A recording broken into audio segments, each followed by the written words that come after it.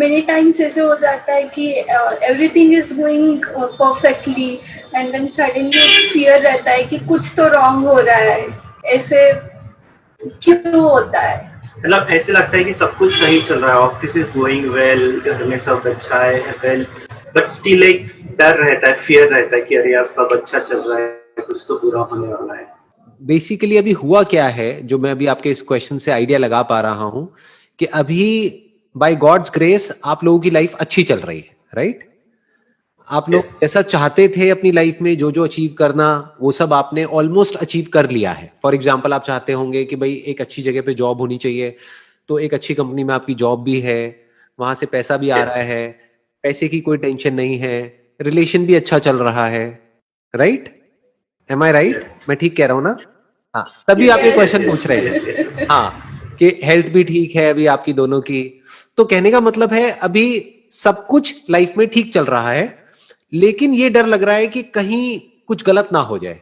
This is called fear of the unknown. तो अब आप क्या करो, ये जो फियर ऑफ अननोन है, अनसर्टेनिटी है, इसको आप नोन में कन्वर्ट कर दो। आप एक पेपर पेन लो और लिस्ट बना लो कि क्या बुरा हो सकता है। अभी आपको यही लग रहा है ना कहीं कुछ गलत ना हो जाए, देखते हैं एक बार कि क्या गलत हो सकता है, वो सब लिख दो उस पेपर पे। जब तक ये नहीं करोगे ये डर बढ़ता चला जाएगा अंदर से। फिर अगर एक्चुअल में कुछ गलत हो गया तो आप कहोगे देखो मेरे को लगता था कि कुछ गलत होगा, हो गया ना गलत। आप समझ गए? फिर आप उल्टा अंधविश्वास में भी चले जाओगे। फिर जैसे ही कुछ गलत होगा या एक दो चीजें गलत हो जाएंगी तो आपको लगेगा देखो मेरी लाइफ कितनी बढ़िया थी, अब कुछ बुरा हो गया, कहीं कोई नजर तो नहीं लग गई, कहीं किसी ने कोई टोना टोटका तो नहीं कर दिया। आदमी उल्टे सीधे वहमों में पड़ जाएगा। आपको क्या करना है, इस डर को अगर जड़ से खत्म करना है, एक पेपर पेन लो और अपने डर का सामना करो। जिन भी चीजों से आपको डर लग रहा है, जो भी वर्स्ट केस सिनेरियोज आपके माइंड में घूम रहे हैं जिससे आपको डर लगता है, वो सब लिखते चले जाओ उस पेपर पे।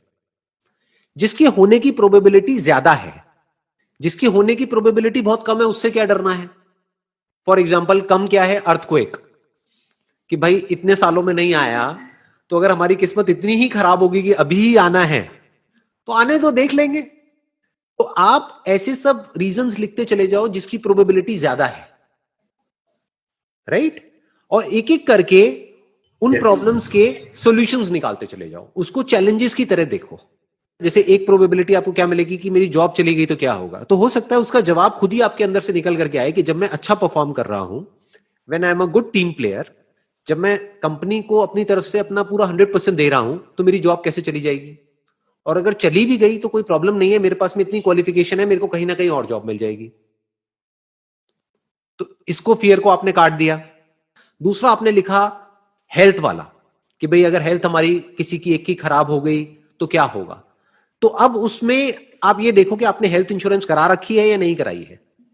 हो सकता है आपने नहीं कराई, तो इमीडिएटली अपनी और अपनी वाइफ की हेल्थ इंश्योरेंस कराओ।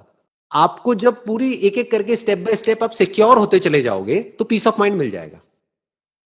In the worst case scenario क्या हो सकता है? In the worst case scenario किसी की डेथ भी हो सकती है। अगर आप ध्यान से ऑब्जर्व करोगे तो हमको अपने लिए डर नहीं लग रहा होता है, हमको ये डर लग रहा होता है कि हमारे पीछे जो लोग हैं उनका क्या होगा।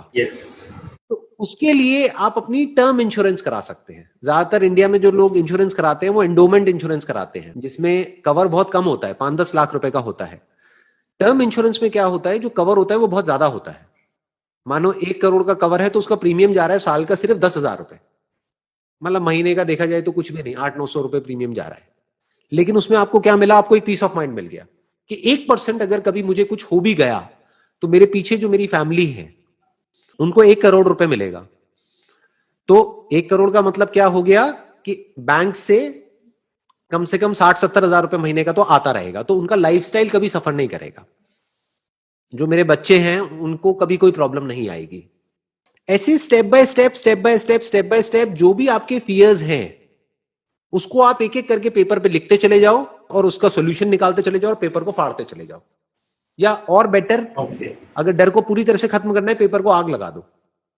अब घर में मत लगाना, घर में आग ना लग जाए, बाहर जाकर या छत पे जाकर के, ठीक है ना? छत पे जाकर के एक एक करके पेपर को आग लगा दो। ये आप किसको आग लगा रहे हो? अपने डर को आग लगा रहे हो। डर लगता है किसी ना किसी प्रॉब्लम की वजह से कि ये हो गया तो क्या होगा।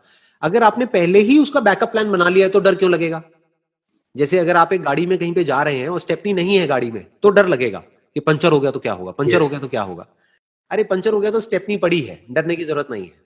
तो इस तरीके से इंटेलिजेंटली स्टेप बाय स्टेप आप अपने सारे डरों को खत्म कर सकते हो।